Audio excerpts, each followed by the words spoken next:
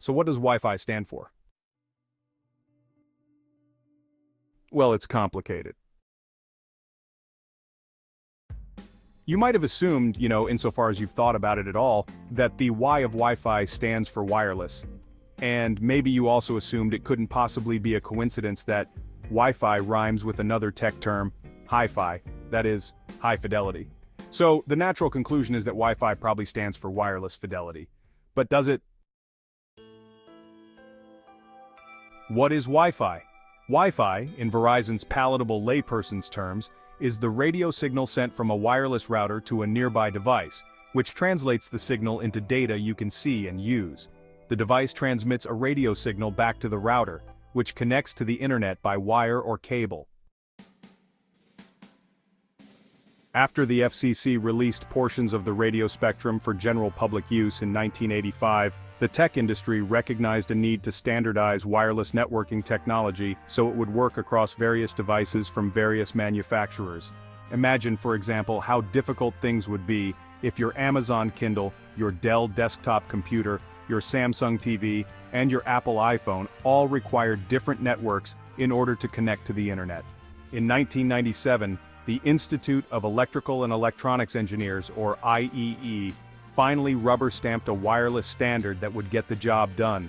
A conglomerate of companies then established a non-profit called the Wireless Ethernet Compatibility Alliance, or WECA, in order to implement this exciting new tech.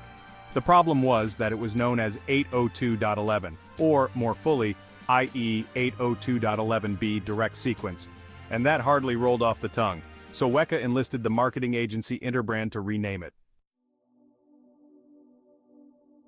What does Wi-Fi mean?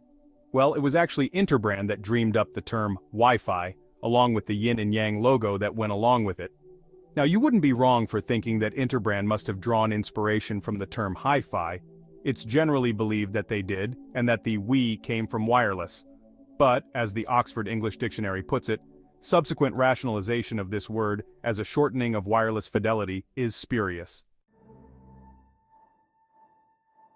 The reason so many sources claim that Wi-Fi is short for wireless fidelity is partially WECA's own doing. As WECA, which has since been rechristened the Wi-Fi Alliance, co-founder Phil Belanger told Boing Boing's Cory Doctorow in 2005, "Some of my colleagues were afraid. They could not imagine using the name Wi-Fi without having some sort of literal explanation. In other words, they didn't seem to grasp how any brand name, no matter how catchy, could stand on its own if people didn't understand what it meant. So, WECA's 6 board members came up with a tagline, the Standard for Wireless Fidelity, which, according to Belanger, was used on everything from memos to merchandise for about a year after its creation. This was a mistake, and only served to confuse people and dilute the brand, he said. Needless to say, that early confusion hasn't prevented Wi-Fi from flourishing. But you can see why it would cause confusion, because what exactly does wireless fidelity mean? High fidelity makes sense. In the 19th century, fidelity caught on as a way to refer to the quality of a transmission or reproduction, and high fidelity, as in good quality, gained popularity in the 20th century. You'd want telephone calls with high fidelity sound and movies with high fidelity images. An argument could be made that wireless fidelity then describes the quality of a wireless transmission or connection. But, honestly, asking people to rationalize their own way through a tagline is expecting a lot from any target audience. In short, trying to clarify the meaning of a made-up brand name with a tagline that uses made-up terminology isn't all that clarifying. If it were up to Belanger, we'd all just erase the phrase wireless fidelity from our brains and simply take the word Wi-Fi at face value. Wi-Fi doesn't stand for anything, he said. It is not an acronym. There is no meaning.